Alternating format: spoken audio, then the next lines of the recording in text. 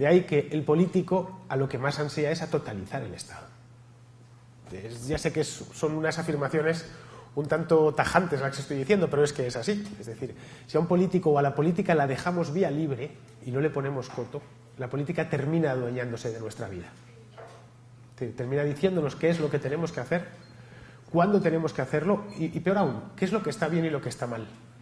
Porque en todos los estados totalitarios lo primero que regía no era una cuestión de robarnos, era una cuestión de decirnos, de construir sobre las cenizas del mundo antiguo, construir una nueva religión. Es decir, a no otra cosa aspiraba Stalin, a no otra cosa aspiraba Hitler, a no otra cosa ha aspirado Fidel Castro. Es decir, construir una nueva trascendencia laica, circunscrita exclusivamente a este mundo, en el que el Estado se endiosa. Es decir, pasa a tener ese ente del que habla, difuso, fantasmagórico, pasa a tener una condición divina.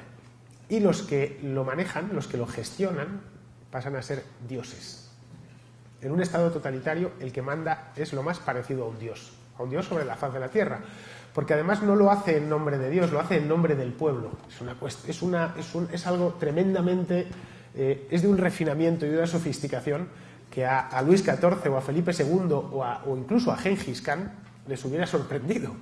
Estoy esclavizando a todo el mundo por el bien de todo el mundo.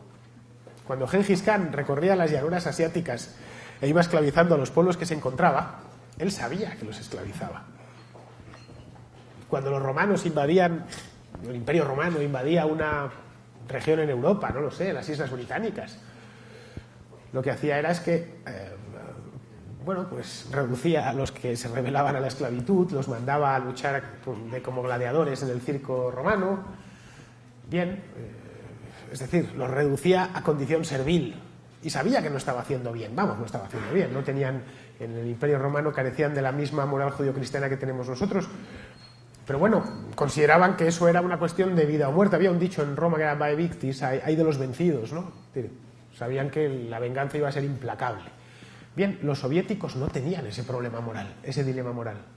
Cualquier cosa estaba, el totalitarismo, haber totalizado todo, se lo permitía. Cuando Pol Pot liquidó al 25% de la población de Camboya, el 25%, imaginaos que el 25% de la población de Guatemala es asesinada en los próximos 3 años. Calculad la cantidad de millones, sobre 15 millones de habitantes, calculad la cantidad de millones que morirían en los próximos 3 años. Que además ese 25% fuese niños, ancianos, los más débiles, porque los mató de hambre esencialmente, de esfuerzos de trabajo y demás. Bien, Pol Pot en ningún momento pensó que hacía mal. Al contrario, murió, creo que fue en el año 97, considerando que el trabajo que había hecho era bueno. Lo único que hubo algunos fallos de ejecución, que no le dejaron hacer del todo, que tuvo traidores dentro de su propio partido, que, el rosario de excusas que suelen mostrar los totalitarios cuando fracasan y cuando no les dejan culminar su programa. Otros totalitarios de tronío, como puede ser Stalin, no solo consideraba que estaba haciendo bien, sino que iba un poco más lejos, que sin él Rusia fenecería. Es decir, que él era providencial, estaba literalmente enviado, no por Dios, porque era ateo, pero por una entidad parecida. Es decir, sin mí Rusia más lo utilizaba, ese tipo de símiles los utilizaba continuamente en sus discursos. Ahí de vosotros el día que yo falte. Este país desaparecerá, os comerán como los americanos son lobos y el día que yo no esté aquí moriréis todos, ¿no? Ese mismo lenguaje lo adquirieron otros, ¿no? El propio Fidel Castro ha terminado identificándose con la propia Cuba y con la suerte de Cuba.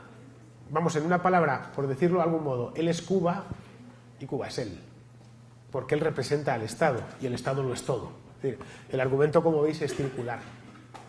Y los cubanos, que hoy ya, claro, después de medio siglo, están un poco de vuelta, atontados en parte por la propaganda, la desinformación y demás, en su momento aplaudieron esto y pensaron que esto iba a conducirles a la prosperidad y a la dicha, y que iban a estar, que hay declaraciones, es decir, no me lo invento, el propio Fidel Castro o el propio Che Guevara decían que Cuba se iba a convertir en el país más rico no de América, del mundo, para el año 1980.